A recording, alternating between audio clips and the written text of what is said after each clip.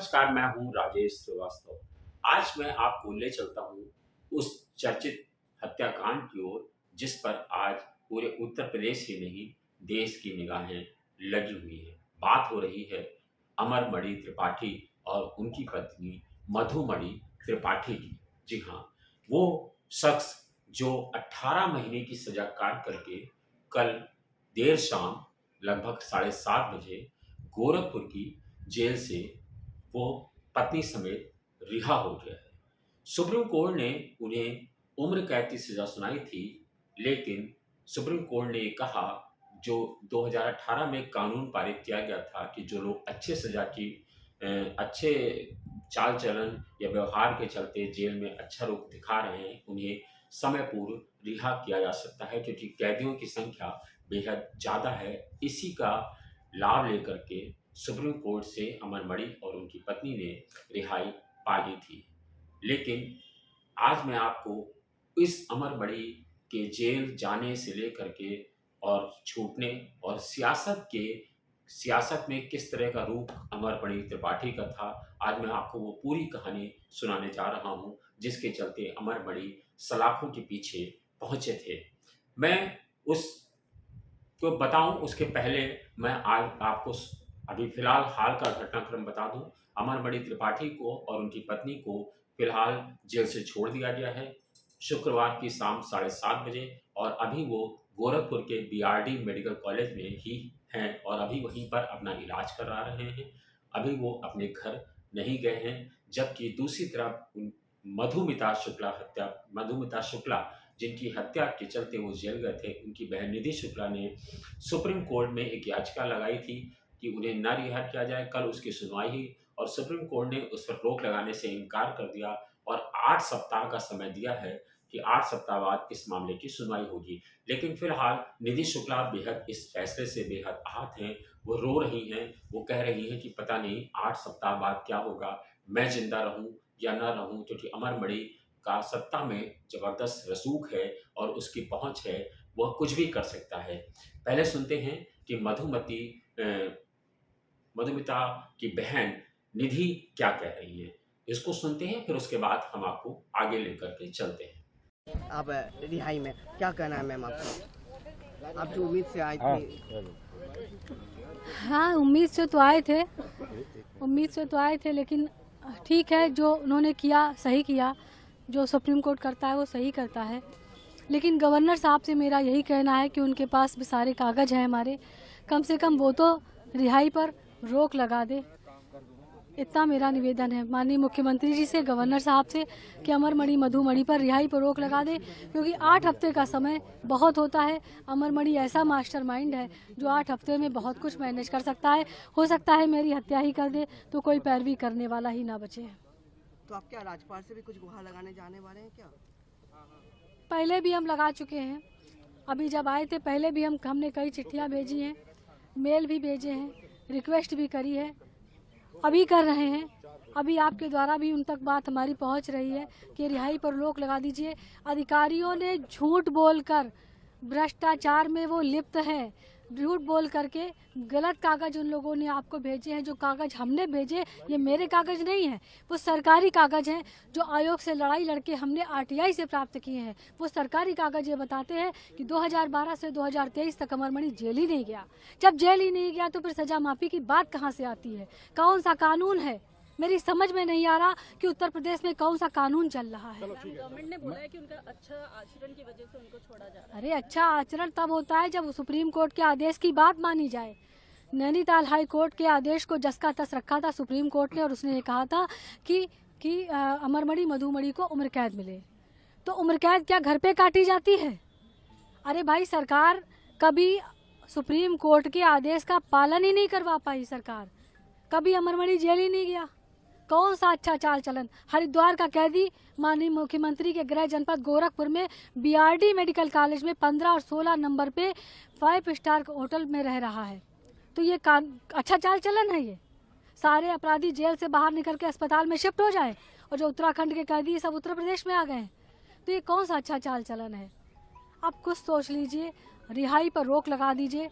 और इनको सबको पता था कि आज तारीख है, आज सुप्रीम कोर्ट में तारीख है, इसीलिए 24 तारीख की रात में ये कांड हुआ है।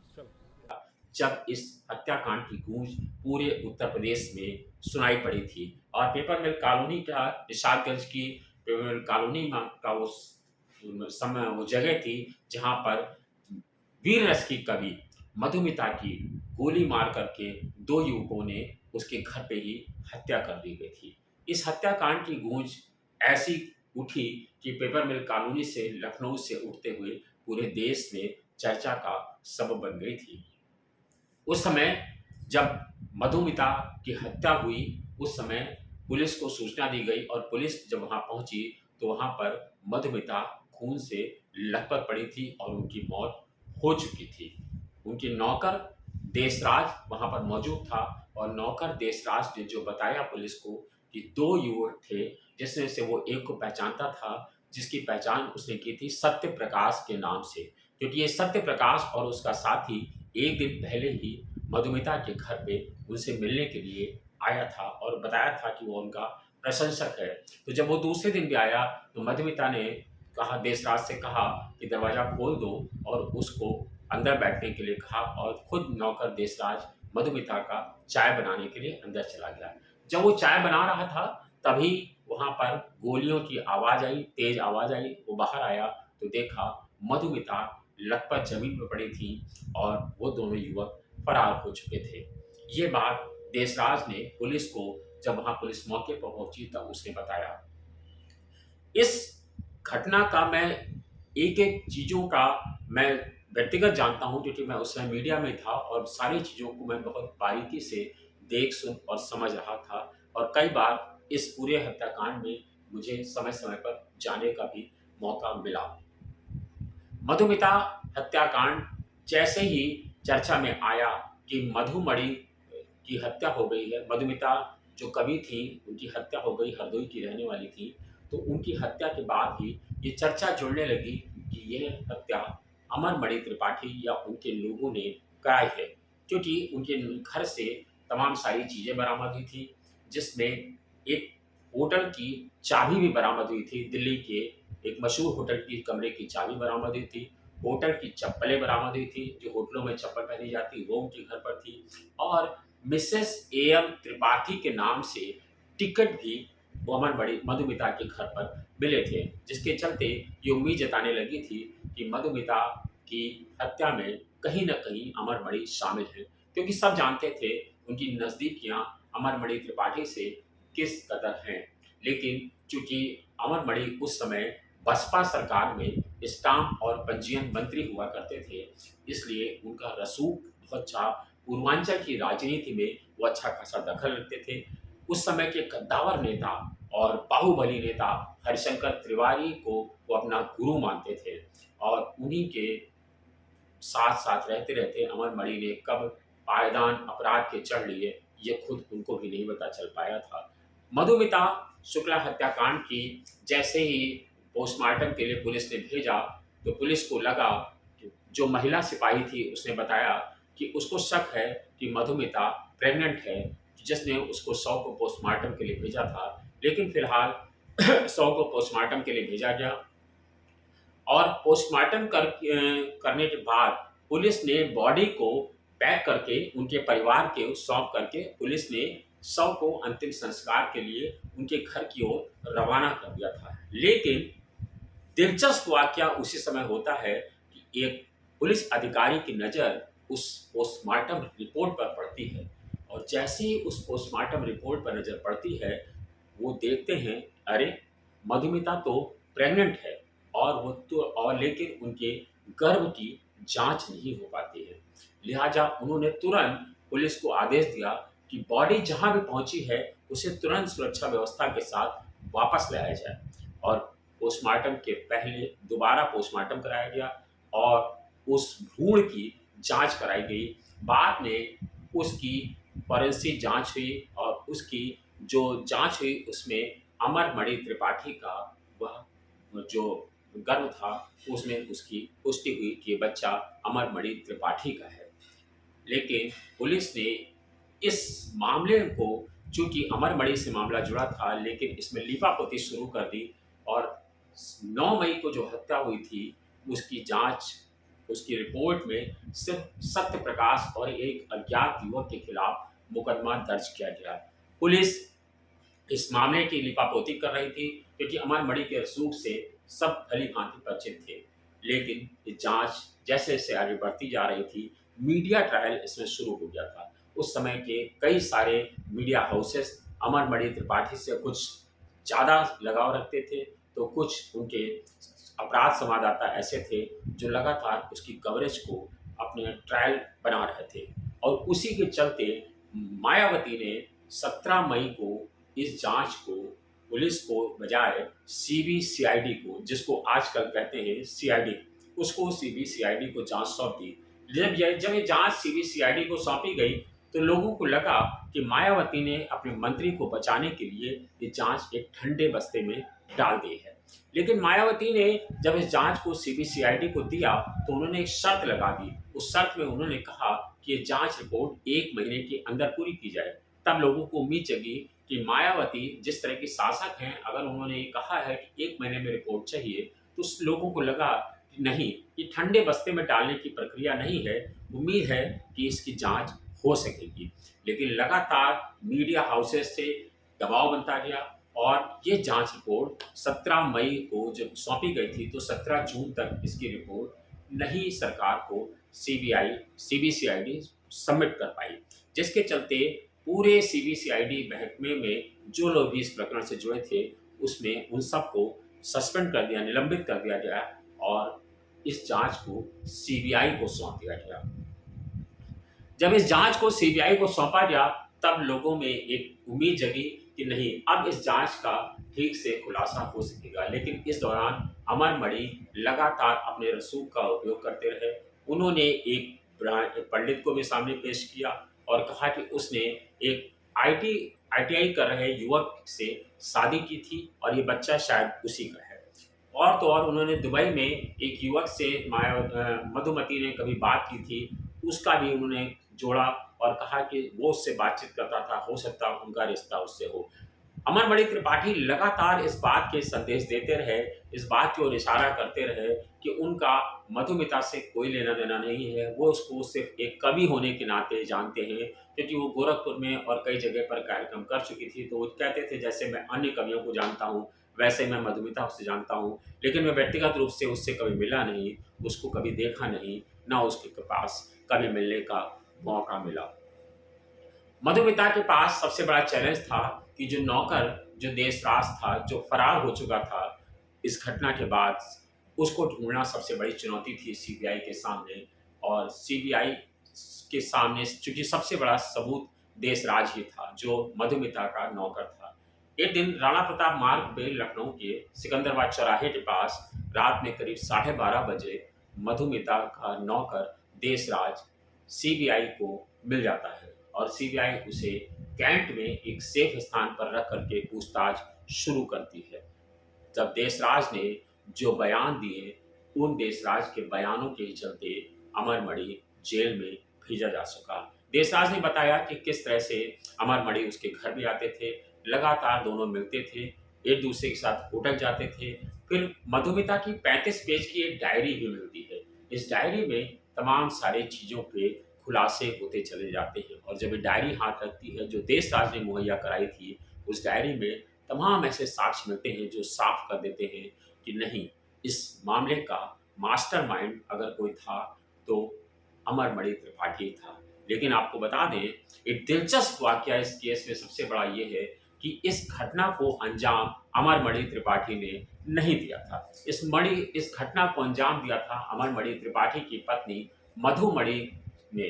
मधुमणि ने अपने शूटरों की व्यवस्था की थी और वो अपने पति की जो सहेली थी, यानी पति पत्नी और वो को खत्म करने के लिए सारा प्लान मधुमणि ने ही रचा था। लेकिन अपनी पत्नी को बचाने और अपने आप को बचाने के लिए प्रयास करने के चक्कर में अमर मणि त्रिपाठी भी फंसे तो फिर फंसते ही चले गए।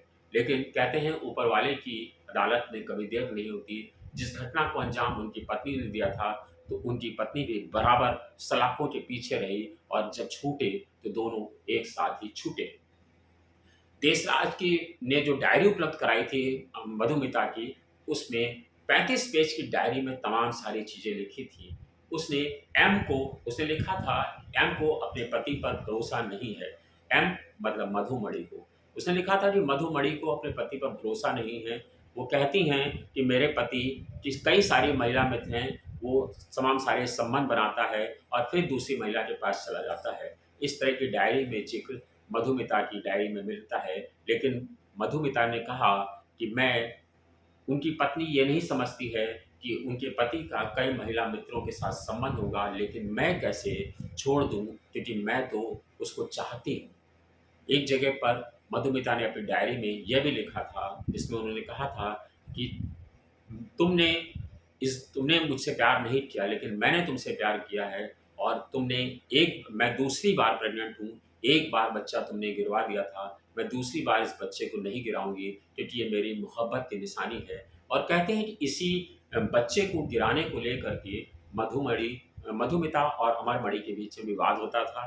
दिल्ली के होटल में जब वो गए, उसने उस होटल का भी ज़िक्र किया है, मैं नाम नहीं लेना चाहूँगा। उसने कहा कि उस होटल में मुझे ले गए और उन्होंने वहाँ, फिर जब मैं होटल में थी तो वो संसद में थे और जब वो आए तो उन्होंने मुझसे डांस करने को कहा।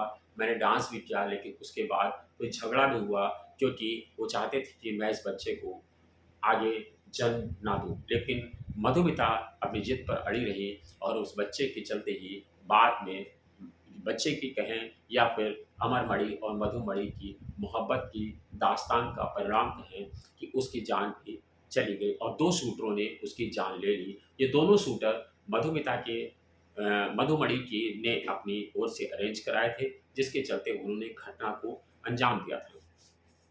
सत्ता का रसूख अमरमणि त्रिपाठी के सर पर चढ़कर बोलता था और उस रसूख का नतीजा ये था कि जब 2007 में इस मामले में सीबीआई ने 5 महीने में अपनी क्लोजर रिपोर्ट सबमिट की और उस क्लोजर रिपोर्ट में साफ कर दिया गया कि अमरमणि त्रिपाठी ही इस घटना का मास्टरमाइंड है। जिसके बाद मायावती ने अपनी सरकार से उनको हटाया। इसके बाद वह फिर मुलायम सिंह सरकार में मंत्री हुए। इसके बाद उन्होंने जेल से ही चुनाव लड़ा, जेल से ही वीडियो जारी करते थे, जेल से ही वीडियो संदेश आते थे, जेल में उन्हें मोबाइल कैसे उपलब्ध होता था, ये सब बहुत दूर की कौड़ी है। इसके बाद उन्होंने अपने बेटे को भी चुनाव लड़वाया, जो एक बार हारा, लेकिन फिर 2017 में वो चुनाव जीता। इस तरह से अमरमणि त्रिपाठी जेल में रहने के बावजूद लगातार सत्ता से उसकी नज़दीकियां बनी रही। इसके बाद अमरमणि त्रिपाठी ने भी, ये बेटे ने, अमरमणि त्रिपाठी जो था, उसने भारतीय जनता पार्टी की भी कई बार सत्ता में रहते रहते मदद की थी। इसीलिए कहते हैं कि शायद आज जो उनके पिता छूटे हैं, कहीं ऐसा तो नहीं कि ये उन्हें भाजपा के लिए किए गए कामों का रिटर्न गिफ्ट मिला है, क्योंकि जिस तरह से आज वो छूटे हैं, इसके पीछे अगर उसकी बहन का दर्द जो आपने सुना, अगर आप देखें तो उसका 20 सालों का संघर्ष है कि उसने सब कुछ छोड़ करके लगातार सुप्रीम कोर्ट की दहलीज पर लड़ती रही मुकदमा, और एक ऐसे शख्स के खिलाफ जिसका सत्ता में रसूख सिर पर चढ़कर बोलता है, पहले भी था, आज भी है। और रसूख के चलते वर्ष 2012 से 2007 में उससे जेल होती है और बीच बीच में वो अस्पताल जाते रहे, लेकिन 2012 से लेकर के वो कभी जेल में नहीं रहे। 2012 से लेकर के 2023 तक वो लगातार गोरखपुर के बीआरडी मेडिकल कॉलेज के 7 कमरों के कक्ष में रहे, जिसमें वो, उनकी पत्नी और उनके सुरक्षाकर्मी लगातार निजी वार्ड में रह रहे हैं और लगातार आज भी वहीं पर हैं, जब वो छूट गए हैं तब भी। और 7 साल 2012 से लेकर 2023 तक, यानी कि 16 साल 18 सालों की कैद में वो 12 साल अस्पताल में रहे और कभी जेल नहीं गए। ऐसे में ये कैसे कहा जा सकता है कि उनका चरित्र अच्छा है, उनका व्यवहार अच्छा है? अगर ऐसे कैदी को आप जेल के बजाय अस्पताल भेजेंगे तो आप कैसे सोच पाएंगे कि उसका व्यवहार अच्छा है या नहीं, क्योंकि वो जेल में तो कभी रहा ही नहीं। यही सवाल मधुमिता की बहन निधि शुक्ला उठा रही हैं कि जब वो जेल ही नहीं गया है, उनको गुमराह किया गया है, राजभवन को उनको गुमराह किया गया है, सुप्रीम कोर्ट को, क्योंकि वो जेल में तो है ही नहीं, जेल में नाम के लिए है। गोरखपुर में वो कौन सी बीमारी का इलाज करा रहा है, जबकि अस्पताल वाले कह रहे हैं कि उनको जो है मानसिक बीमारी थी, जिसके चलते वो दोनों अपना इलाज करा रहे थे। लेकिन अभी तक बीमारियों का खुलासा नहीं हुआ है। एक पूरी घटना थी जो मैंने आपको बताया, जो उस समय सत्ता के गलियारों में तूती बनकर के बोलती थी। और आपको बता दें कि अमरमणि का रसूख ऐसा था जो सिर्फ मीडिया हाउसेस पे ही नहीं था, राजनीतिक दलों पर भी था, पुलिस पर भी था और जेल प्रशासन पर भी था, जिसके चलते अमरमणि त्रिपाठी ने जेल से ही लगातार अपनी सक्रियता बनाए रखी। अब जब वो छूट गया है और सुप्रीम कोर्ट ने 8 सप्ताह का समय दिया है मधुमिता के आगे के सुनवाई के लिए, मामले में सुनवाई के लिए, तब आगे चलकर क्या होगा, ये बड़ी सोचने वाली बात है। लेकिन फिलहाल अब सुप्रीम कोर्ट का फैसला है।